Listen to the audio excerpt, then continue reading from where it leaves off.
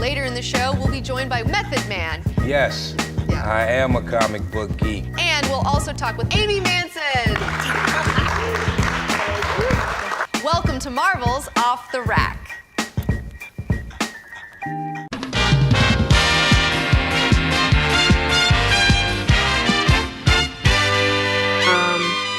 So we also have some, Sam Kinberg maintains, he's an executive over at Fox, that Fantastic Four is still a big part of Fox's Marvel plans moving forward. Is he serious? Like, did he see the movie? Like, what does he mean by this? Like, I don't know. Give it up, Fox, with your Fantastic Four shenanigans. Like, I'll tell you what, Kate Mara would probably rather slit her wrists than come back. Because, man, I don't know if you guys saw any of the junket stuff that she had to do. I mean, all of them were just, like, so sad on these junkets. Like, they just did not want to be there. They knew the movie was terrible. Like, they don't want to come back for another one. Please, just make a deal. Make a deal with the MCU. Give the Fantastic Four back. Give the Fantastic Four back to the MCU. Like, make a deal like Sony and Spider-Man. And hopefully that maybe we'll open up the X-Men. One can only hope. I don't want to get my hopes up too much, obviously, because, I don't know. I'm tired of getting my hopes trashed, every time a freaking stupid movie comes out. Whatever. And then... Yeah, and Jason, you're totally right, because at first I was like, well, I don't care if Fantastic Four goes back, but then I was like, oh, no, I do, because I want them to have fucking Galactus and Silver Surfer, because they're so cool. And even Doctor Doom. I mean, Doctor Doom is super cool. They've never done him right in the movies, like in the Fox movies, but Doctor Doom is, like, bad as fuck. So, like, I would love, love, love to see Galactus, Silver Surfer, Doctor Doom, and even the rest of the Fantastic Four. Fuck it. I believe in the MCU. I think that they can figure it out. I think they can find a way to make it work. I don't think that Fox knows what the fuck they're doing. If they got people behind these things that actually cared about these characters and like understood them, then that would be great. But that's not really what's going on. So until Fox decides to start putting people in place that know what they're doing and really care, then yes. But that's not what the deal is. So in other news, we have the team behind Idiocracy is making some anti-Trump ads with Terry Crews. Now, I don't know if you guys have seen Idiocracy. It's by Mike Judge. It's like one of the best films. It's not a film, it's a prophecy, okay? It's coming true every day. Every day I look around, it's like, holy shit, there's just a lot of people breeding that shouldn't be breeding. And Idiocracy is a must-see. It is a must-see. And in this movie, the president of the United States, his name is President Dwayne Elizondo Mountain Dew Herbert Camacho. He's played by Terry Crews, and he's hilarious. Like, he's such a great character. In fact, I would vote for Camacho over Trump, to be honest. But that movie's crazy. I can't wait to see these ads. I love Idiocracy. I hope that Idiocracy gets more attention now that they're doing these ads too, because it's crazy to me that we're already seeing it happen. Not even in a generation. In my lifetime, I feel like it's just bleh, everyone's just given up. Everyone's just given up, and everyone's just like, all right, I'm going to be a dummy. I'm okay with being a dummy. That's fine. We'll all just be dum-dums together. And I don't know what's going on. It's bad. It's bad out there, guys. It's bad out there. It's not good. So I'm really excited to see that. And Mark, you're totally right. Mike Judge is a prophet. He's a prophet, and I love his stuff. So maybe one day we'll review that. Yeah, we should probably review Idiocracy at some point. That's definitely a big thing that we should do. So, okay. So last week I was talking about how, there was some stuff going around about Bryan Singer saying that he desperately wanted to go to do another movie and get out of the X universe. But then in the same breath, he's saying, but I still want to produce and do all this other with the X-Men. He's like, what do you want? You got 1 foot in, you got 1 foot out, Now, this week, he's going around saying that he would like to direct a Mystique solo movie, because he can't direct an ensemble cast to save his life, even though that's how he started his career. It makes no sense to me. And so, he wants to do a Mystique solo movie.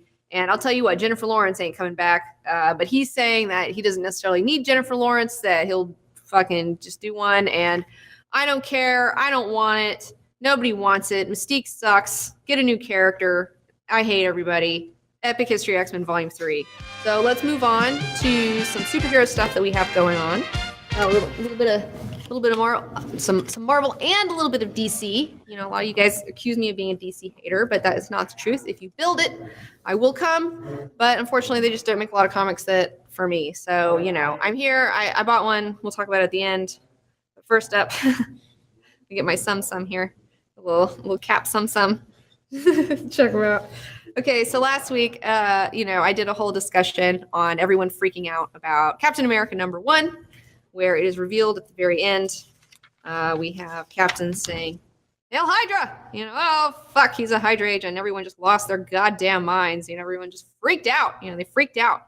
And I was telling everybody to just shut up and quit being weirdo.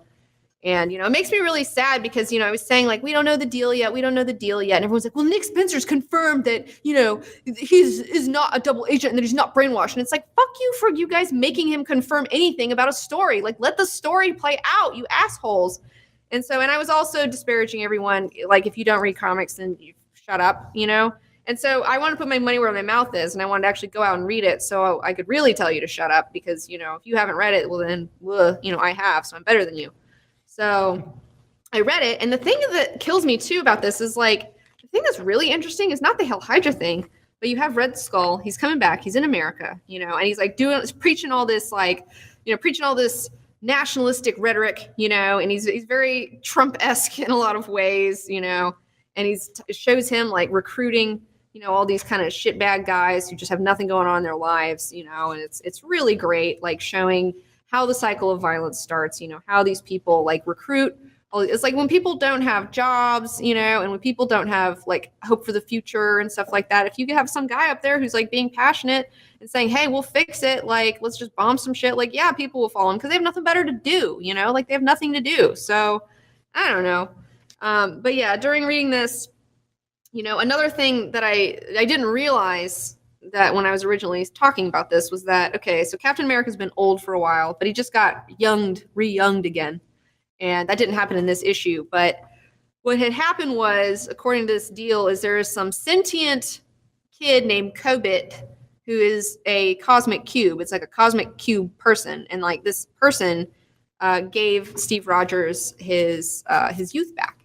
And okay, so #1 with a motherfucking bullet. Okay, if you have any fucking cosmic cube shenanigans going on, then you better believe that this just like they bend reality for Christ's sake. Like this could be a Steve Rogers from another time or something. This could be an alternate reality one. This could be one with his memories have been overwritten because in this comic book it shows this flashback of like how his dad was being an asshole to his mom, and then this lady comes up and she like kicks, you know, his dad's ass, you know, and says like, fuck off, and like starts helping out the mom, takes her out to eat and stuff like that. And at the end of the comic, you find out that in that flashback, you know, that the lady's like, oh, well, if there's anything I can do for you, you know, or the mom's like, is there anything I can do? And the lady's like, well, yeah, as a matter of fact, there is, you know, you want to hang out with my club. And she's got like a Hydra club, you know, so Steve Rogers' mom, because she was saved by this lady who was like trying to help her and show her some goodwill, that's how she gets involved with Hydra. And that this whole time Captain America's been a Hydra agent or something like that. But it's like I said, it's like if there's some cosmic cube shenanigans going on, like you can't, you guys. So I read it, whatever. Stop freaking out. It's not a big deal. You know, it's not a big deal. Let me get my Spider-Man. Okay, so up next, man. Okay, let me tell you about one of my favorite comics at Marvel right now. One of the best written. Weird as fuck. Vision. Okay, The Vision is so good. It's up to issue #7, and it's very American Beauty. It's like the Vision. He makes his own Vision family, you know, because he's like, I want to try being a human, and like so he makes a Vision wife and 2 Vision kids, and they live in some neighborhood. And of course, you know, things start going wrong, you know, and it's just like, it's very dark. It's very dark. Like the wife fucks up and she starts like hiding these bodies because somebody comes to their house to attack them. And then, you know, she buries them in the backyard and she wants, you know, and the Vision wants them to be so normal that she's like, well, I gotta hide it, you know? And then of course a neighbor like sees and like tries to blackmail her. And then like shenanigans happen there and the kids get in a fight at school. And then, you know, the daughter gets cut in half for a little while and then he has to bring her back from the dead and Tony Stark's there and it's super weird. And man, and especially this latest issue, in particular right here. This one was just so good. It talks all about Wanda and his relationship before, because if you didn't know, the Scarlet Witch and the Vision, they were like kind of married-ish for a while, and they even had like fake kids for a while. She made some like weird fake kids and like stole some souls from Satan to like make some weird kids. I don't know. It goes into all this stuff. It's great. It's great. So I highly recommend The Vision. This one is just so weird, and I'm sure the first 6 issues are probably already in trade form. So let's move on to the next one. Now this one I have not read because I'm missing issue number 5, and like I just want to read them all like in a row. So I have like 1, 2, 3, 4, and then 6. But I'm really excited about A-Force. Dazzler is an A-Force. And then apparently there is a Thor Dazzler now, and I'm so excited for Thor Dazzler, even though Dazzler does have, see it, Cap, even though Dazzler does have the Mpox, and it's really sad. I think she gets resurrected or something in one of these. We don't know what the deal is. We'll see how it goes. But I'm super excited to get into some A-Force goodness. You have, it's a team, it's an all-female Avengers team. You've got, hold on, let's see here. Let me show you some interiors here. We got Medusa from the Inhumans. We got She-Hulk. Singularity, a new character. She's really adorable. She's like this like little universe chick. Captain Marvel's on the team. Nico Minoru, I don't know much about her. I think she's a new magic character. And then, of course, Dazzler. And thank God we finally fucking get out of this dumb Dazzler with the black hair thing. You know, it's like this punk. They did this goth thing with her. It just sucks. So I'm super excited because now I will show you in issue number 6. Singularity. It's just, speaking of singularities, singularity is happening, okay? Because fucking Dazzler totally looks like me now, and it's like the best thing in my life. It's like making me so fucking happy. It's like, you guys, oh man, we got some Hulk business going on here too. Oh man, look at Dazzler. Come on. It's like totally me. Like, get out of here. She's got like pink hair. And like her hair is all cool. Yeah, here we go. This, yeah, here it is. Come on. I got to do this cosplay. I don't know. I'm really excited about A-Force, especially for my ladies out there. This might be one that you might be interested in. And now I think starting with issue number 5 and then issue number 6, we have Ben Caldwell doing the art, and I love Ben Caldwell's art so much. He's really fantastic. He had this really wonderful Wonder Woman pitch that never happened, and I was super bummed on because I like loved his Wonder Woman pitch. Like if DC had done that, I totally would have started buying Wonder Woman for the first time in my life. So I'm really excited to have him on board. And then Thompson, she's doing a great job writing as well. Last one. And then, no, we got 2 more. And then we'll wrap it up. So I've been reading Doctor Strange. This is also one of the best comics at Marvel, in my opinion. It's written by Jason Aaron, who's one of my favorite writers. And this is the last days of Magic. We're up to, I believe, issue number 8 here. And okay, so if you guys haven't been reading the Doctor Strange situation, what's been going on is that there's this asshole science cult called the Empirical, and they go around from dimension to dimension, and they purge the magic from every world and every dimension that they can, and they're burning all the Sorcerer Supremes, you know, they're burning all the witches, like anyone that they can find, because they just hate magic so much. And I feel like this is just so great because I feel like there's this really big push in our society, like haters against anything that's mysterious or magical or fun. You know, everything's got to be fucking stupid. You know, everything's got to be explained and whatnot. And so this is like near and dear to my heart, you know, because it's like, you know, I read the tarot. Like, I like weird stuff. Like, I like mystery and fun. Like, there's nothing wrong with it. You know, it's like, it's fine. It doesn't matter how it works. It just fucking works. Here we go. We got Iron Man hanging out. So yeah, Jason Aaron's fucking killing it. Doctor Strange is so good. Check this one out for sure. And then last but not least, I did pick up a DC comic. I picked up a DC comic. That's right, folks. I picked up the last 4 issues of Max Landis's American Alien. So I have not read the very, very last one, which is issue number 7. This is a 7-issue run. And each one of these issues they're all different. Like, they all take place in different points in Superman's life. So kind of like showing you like how he evolves into being Superman. So it starts like when he's a kid, and like the first issue is really great because it's all about him like learning to fly for the first time and like all the problems. See it, Spidey. All the problems with that. And it's just there's so much heart in this comic. Like, the way Superman is written is so human. You know, it's so much fun. This one in particular, I really enjoyed issue number 4 because this is where he is like an intern, like student. No, he's a student journalist, you know, and he meets Lois Lane for the first time. And they're like both competing for this award or whatever for this college. And so they go to interview. There's like supposed to be Bruce Wayne, Alexander McQueen, and Lex Luthor having this summit. And like all these hotshot young guys, you know, and so they go and like they end up like she ends up like talking to Bruce Wayne and he ends up talking to the other two. The Lex Luthor part in this is fucking great. Like, oh my goodness, Max Landis, like really, he understands Lex Luthor and Superman, and he just writes such great lines for him.